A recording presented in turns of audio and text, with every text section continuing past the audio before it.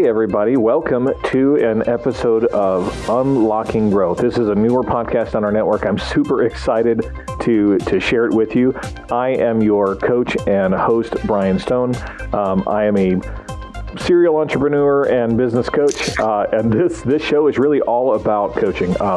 Multiple methodologies, multiple types of businesses. The one thing that I find is that if you want to be really good at something, you hire a coach, right? So this show is really intended to highlight people that are at the top of their game and that are really dealing with some real life business challenges that are out in the marketplace across different industries. So my guest today, I'm super excited because he is a coach as well, is Tom Sicola. Tom, how are you today? Doing great, Brian. Thanks for having me on today. Absolutely. I'm excited. You know, the listeners always miss our conversation before, but sometimes that's more fun than the actual show. So hopefully we can capture a little bit of that for everybody else.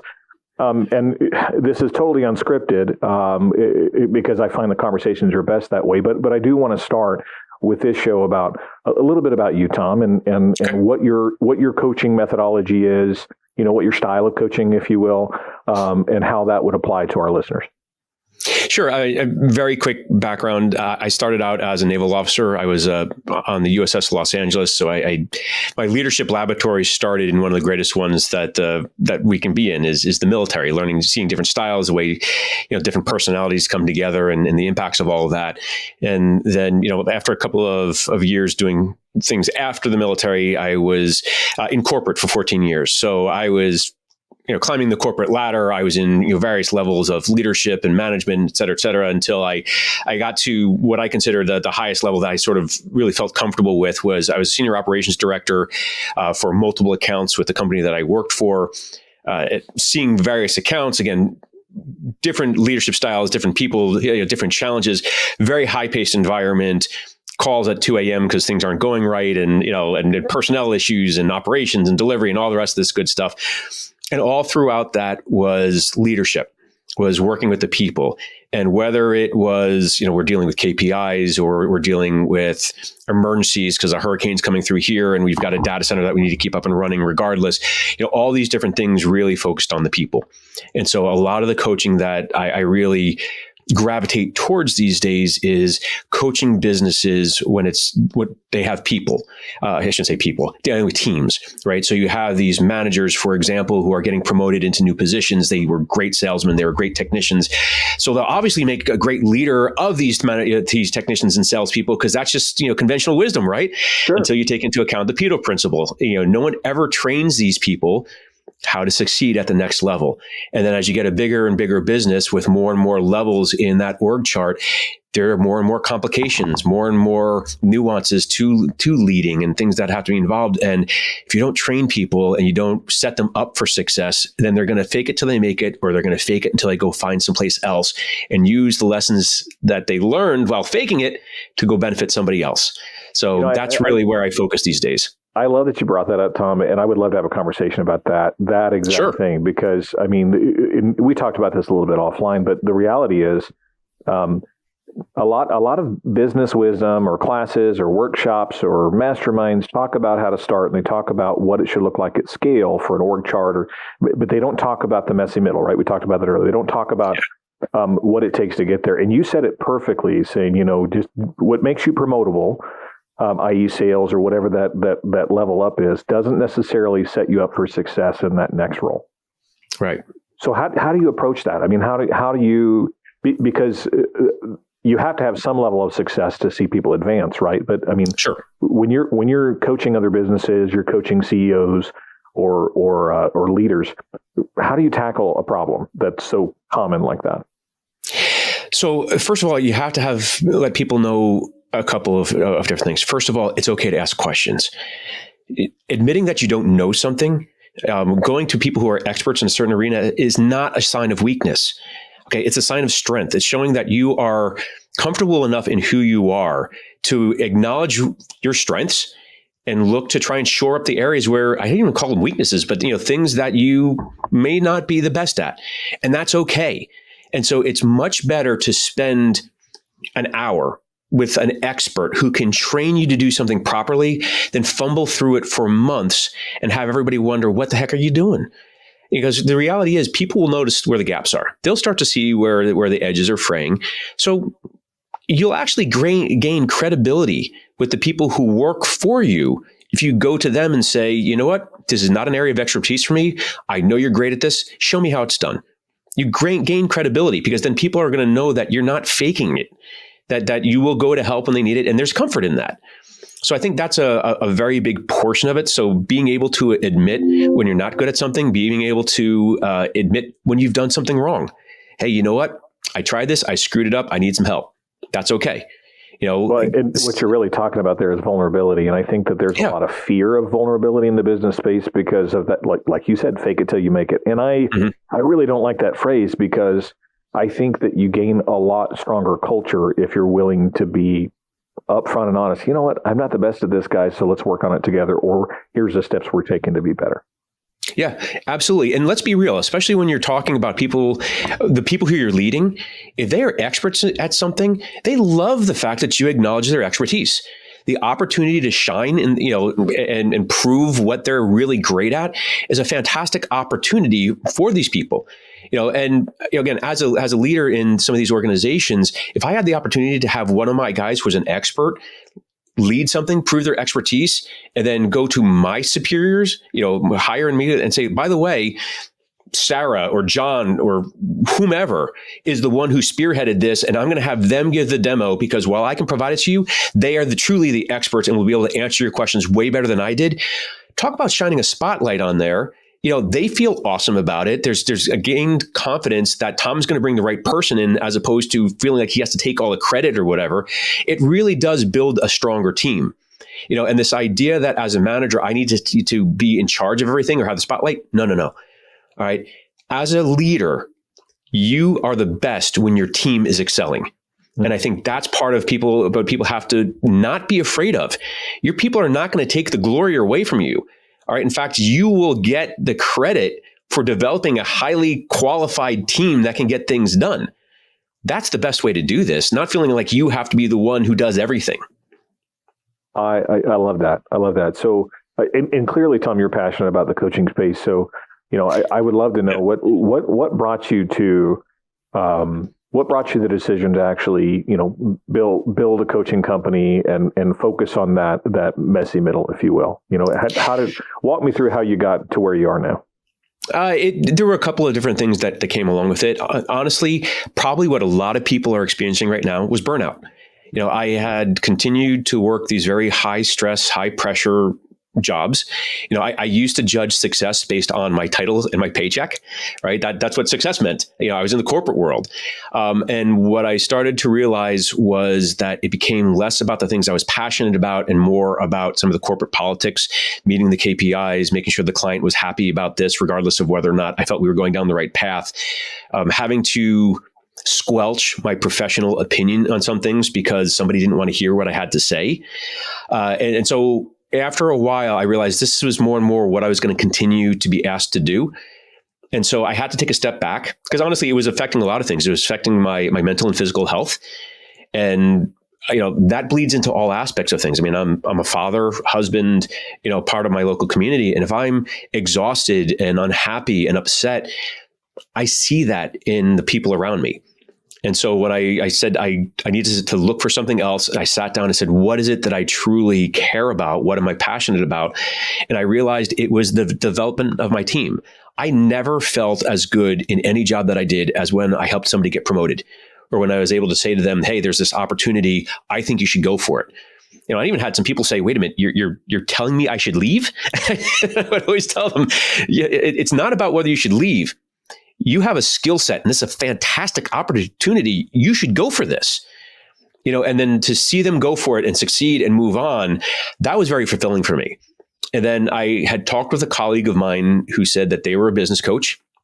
I had gone through the Naval Academy with him. I had kept up with him, as officers, and he told me that he was a coach. And as I dug more and more into it, I said, you know what, that really sounds like something that I want to do. And then I dove in and started working, towards building that coaching business. That's fantastic. And, I can really relate to your story because if I think back to that the burnout that I've had as a business owner myself. I think sometimes that warrants a change, and sometimes it means that maybe you actually need to hire a coach if you're experiencing that too. I've had multiple professional coaches over my career, and some of them have been able to get me unstuck. And you talked about your family, you talked about your personal life being important to you, and how much of that comes up in your coaching conversations. Oh, it's huge. One of the things that I try and make sure people understand is that obviously I want to help them succeed. I want to help them excel, whether it's growing their business or creating that executive voice or become a better leader. But it's never to be done at the detriment to the other parts of your life. I do think there's a very large portion of the people who I work with that understand that working with me means redefining what success is. It's not about just that paycheck. It's not about that title. It's about, are you happy with all the aspects of your life? Because if I help you grow your business, but you're estranged from your kids, or your significant other files for divorce, and now everything that we just grew, half of it's going to them anyway, what have we really accomplished? So now you're going to be miserable in a whole different area. Let's grow this in a holistic way. And I think that term holistic gets thrown around way too much, but I don't have a better word right now. Right. If we can grow your business, if you can help you redefine success, so you're finding joy in what you're doing and in a way that is helping you professionally as well as personally, then to me, that's the win-win. Well, and it's different for everybody, right? I mean, you talk about success, and one of my more recent coaches, this was, probably February, March. I brought him into my business to help work through a particular problem. And he actually had me redefine it by my dollar per hour, because he knew that for me, it wasn't about how much revenue or how much profit I made at the end of the year. If I was doing that at the expense of my time with my son, or time with my wife, time with people I care about, or even self-care time doing the things that I enjoy doing that give me energy, right, then it wasn't a cost I was willing to pay, because I've hit those roadblocks where I set high goals, I don't achieve them because of the cost that I see to get them isn't aligned with my priorities, right? So that simple shift to dollar per hour completely revolutionized the way that I started measuring everything in my business, right? Yeah. One of the programs that I work with, one of the tenets that they talk about is, if you were to look back on starting right now, picture yourself 5 or 10 years from now and if you look at the path that you're going to take to get to that 10-year point, will you be proud of who you are and how you did what you did to get there? Because honestly, if I look at, say, the last 5 years that I spent in corporate and I look at myself, I'm not really happy with who that person was. And it wasn't that I was trying to do things wrong. It's just my focus was in the wrong place, and I was unhappy, and I was short with my kids, or I was dismissive of certain things and those types of things, because I felt like, I have to hit this deadline, or I have to do this, or I have to. When I redefined what success was and realized that success was having a great relationship with my kids, spending time with my wife, doing things that are important for me and my community and these other things, then all of a sudden is, okay, if I'm going to move forward with this, can I move forward in a way that I'm proud of how I'm doing it? And I think that's a key portion. You don't want to look back on what you've done and be embarrassed, you're by yourself, right? Regardless of what other people will think, because you can't change their opinions, but you absolutely have your opinion of yourself. Well, and a good coaching relationship will hold you accountable to those personal goals as well as professional, right? And I think that's the misconception a lot of people have, or why they're resistant to coaching. They go, well, I don't need someone to just, hammer down on numbers and KPIs and tell me what I already know about my business. And if they haven't had the right coaching relationship, maybe they haven't experienced that. But accountability is in all aspects of life, because your business will grow to the extent that you do personally. Right. Yeah. And I love that you and I love the fact that you brought in accountability as a part of coaching. I think if you're going to boil coaching down to one primary aspect, it's about accountability. Some people can hold themselves accountable and just keep running and going. And other people, for whatever reason, it helps to have somebody else help them identify what they need to be accountable for, and then provide them with somebody to be accountable to. We are not all self-starters. We are all not internal motivators. Some of us just need that extra push. It's like going to a personal trainer at the gym, somebody to get you to do that extra push-up or run that extra, 2 minutes on the treadmill when you're already exhausted. Sometimes you just need that person, to hold you accountable, because we know what we should be doing. I think that's a huge part of coaching also, is most of the time we know what the answers are. But having somebody pull those answers out of you and get you to say them out loud, and then hold you accountable to it is it's a huge. I mean, it's uncomfortable. Yeah, it's super uncomfortable, especially when you get someone that has the professional integrity to call you out. Mm-hmm. But I want to talk about the mindset of being coachable too. So Sure. what do because we have people that may be coaches themselves. We have people that may be in a coaching relationship and they're unsure if it's the right one, or they may be exploring the option of getting into a coaching relationship for their business. What mindset work, or what homework, so to speak, should be done if you're going to go into that kind of coaching relationship and actually see success?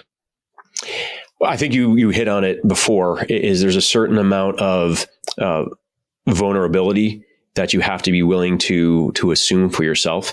You have to be truly honest with yourself. And if you're going to start digging around, in your own head to identify what you're good at, what you're bad at, what you need help with, what you're stumbling over, are you ready to have somebody ask you those tough questions? And are you willing to accept the answers that you come up with? Because if the answer is no, then you might not be ready here. I'm not sure if you're familiar with something called Gleischer's formula. No, I haven't heard that. Gleischer's formula is based on the idea that for any, and it's around change, organizational change.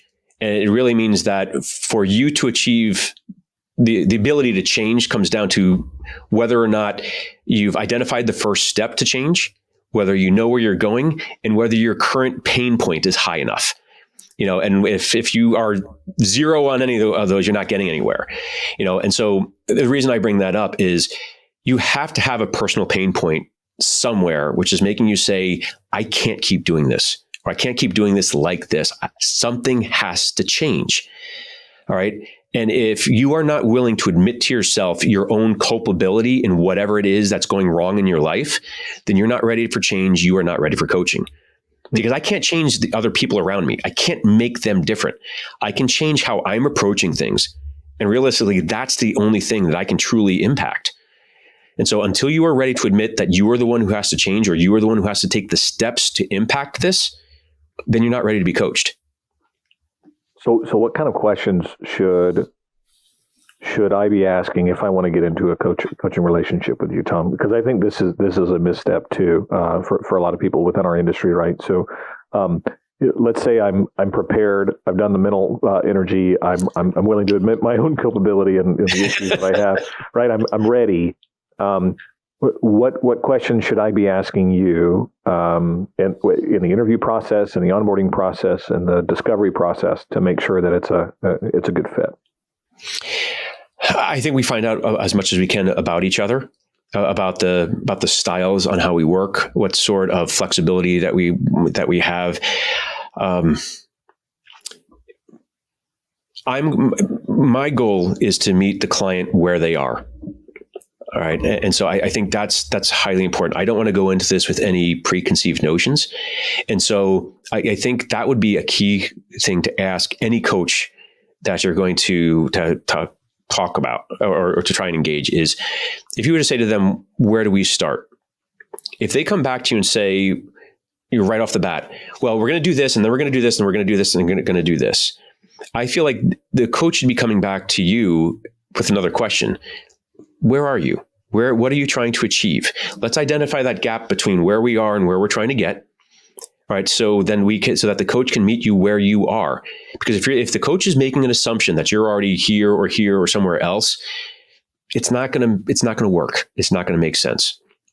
So, ask the coach, where do we start? Where do you want to go with this? And they should be the ones who are coming back to you. All right, well, where do you want to go, and where do you see yourself now? All right? Really identifying that primary gap, I think, becomes crucial to understanding what this journey is going to look like. Love that. You nailed that answer, by the way. It wasn't a test, but if it was, you passed it. Because, I think asking powerful questions is such a skill that is part of the coaching community, right? It's a huge part of what you do. And so, I think it can be frustrating. I've been on the receiving end. I've been on both sides, but I've been on the receiving end enough to know it's like, well, I'm asking for an answer and I keep getting a question. But I think, but that's important, right? Because most business owners know more about their business and their craft than anybody, right? And I think that's the beauty of a fantastic coach, is that you don't have to be the subject matter expert. In fact, that's not the point, right? The point is making sure that you're there to get people out of their own way. So. Yeah. And in fact, Ron, I'd go so far as to saying that bringing on a coach who is a subject matter expert may be dangerous sometimes, because you're talking about to somebody who now may have a preconceived notion of where they think that you should be going, as opposed to helping you to figure out where it is that you should go. I think a key portion of any coaching relationship is that if you as the client are the ones who are identifying the right path to go, then you are way more invested in the journey and way more invested in the solution that if you have someone who's coming in and laying out all the answers for you. That's not coaching, that's consulting. That's a whole different ballgame. I love that perspective, and I love that you made the point that there's a difference, right? Coaching versus consulting. Yeah, that's dead on. I've often been in those relationships where it's really a consulting relationship, but it may present as something else. Not that doesn't have value, but I think it's a different value, right? Yeah. I think there's definitely multiple hats that we wear as coaches. I think the consulting hat is one of them that we, from time to time, have to be ready to put on. I find myself often, when I'm asking questions of the people who I am coaching, sometimes then saying, okay, I'm hearing all of this, and for whatever reason, they are not landing on the bullseye that I don't want to see the bullseye that I've identified, but everything is pointing to this location and they're doing everything but saying this, and so sometimes what I'll have to do is say, look, from everything that you said, here's what I'm hearing. I'm hearing you say this. I'm hearing you say this. I'm hearing you say this. What does that mean to you? And sometimes they'll say, oh yeah, that makes sense. If now you're saying, just trying to rephrase what you're hearing them say and echoing it back to them, or, hey, given everything that you're saying, it sounds to me like you want to do X. I said, am I hearing that right? Am I So maybe they'll say yes, maybe they'll say no. But if they turn around and say, well, Tom, are you telling me I should be doing this? No. As a coach, I'm never telling you what you should be doing. Mm-hmm. I'm just telling you what I keep hearing here, and it's leading me to make this conclusion. So you tell me if I'm right. That's dead on, and I love that. The analogy that I always talk about is, the best athletes have coaches, and those coaches don't run faster, swim faster, jump higher than the athletes they coach. Right? Yeah. Yeah. And so asking those questions and really reaffirming what you're hearing, I mean, that's huge. That's huge. Yeah. So, go ahead, Tom. No, I was say, and that's part of the benefit of not being an expert in certain things, is because I can ask my client, say, look, I don't have a frame of reference for this, so I'm going to need you to explain this to me in a little bit more detail. And often when they are explaining it in that detail, things start to bubble up. And the hair on the back of your neck starts to rise when you hear something. Well, okay, so hold on a second. You said this. Can you explain this a little bit more for me? And then they go into, okay, well, you've explained this portion of it, which really seems like it's, not in harmony with this part over here you were telling me about. So please help me make that connection. And sometimes you'll see them have the aha moment right there. Like, oh yeah, you're right. This is the way I should be doing this, but I'm doing this. Okay, I might need to change that. Okay. But it's just because you're looking for things that just don't resonate with each other, something which just seems like it's out of whack with everything else. And sometimes I can only ask that question if I don't have a preconceived notion of how things should work. Well, and they I'm sure expose their own weaknesses or opportunities, we should say, right? Not weaknesses. Yeah. And, if they can't explain a process or a system or a goal or a vision to their coach, then my question would be, how are they going to explain that to their team? Yeah. How are they going to explain that to their consumers, right? What does their messaging look like publicly and internally, right? Love it. Yeah. I mean, that's perfect. Well, Tom, I know we could talk all day long about all different kinds of methodologies, but I do want to end on one note. I would love to know, because every coach that I've ever come in contact with and every leader loves to read, right? We love to, we seek knowledge. So I'd love to know either what you're reading currently or what you would say has been most impactful in your coaching career. So okay. give us a book recommendation or article or someone to follow. Sure. One of the ones that was most impactful for me, there's a book called Positive Intelligence by Shirzad Chamine. And from that, I took his coaching course and became qualified to provide the positive intelligence because the positive intelligence course, I found that it impacted every single aspect of my life, the way I approached everything, the way I viewed the world, the way that I dealt and understood the stresses that I was constantly putting on myself, because part of the concept is that all stress is self-generated. I mean, there are situations which make you feel different things, but the bottom line is you're the one who creates the stress. The potential to look at everything that happens as a potential gift or an opportunity, because again, things happen. There's no denying that's a fact. Something will happen, but how you choose to respond to that is entirely up to you.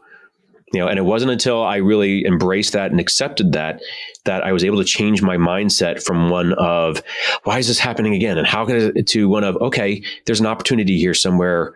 Let's find it, and then let's go from being frustrated, angry, upset to creative, and taking a different mindset towards that. So I would say that was probably one of the most critical books that I've read since coaching.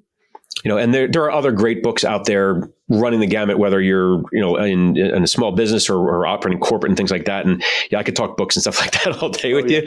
But if you're going to start anywhere, especially if you're finding yourself being stressed and not knowing where to start, I would say go with Positive Intelligence. It's an easy read, and then find somebody like myself or many others who are out there who might take you through the 6-week course and really change your life.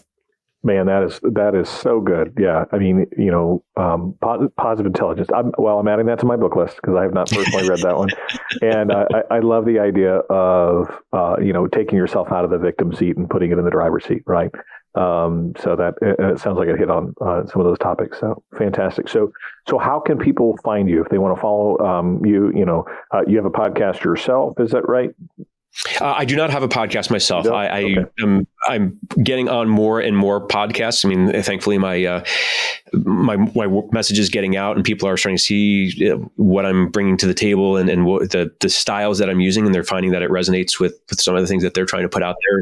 So I'm on more and more of those podcasts, which I'm very happy to do. I mean, I love having these conversations, talking to people like you who understand what other people are struggling with and are looking to bring other coaches on just to bring different perspectives and different styles. I think that's great because, as coaching is a relationship, and you have to find the right relationship to make it work.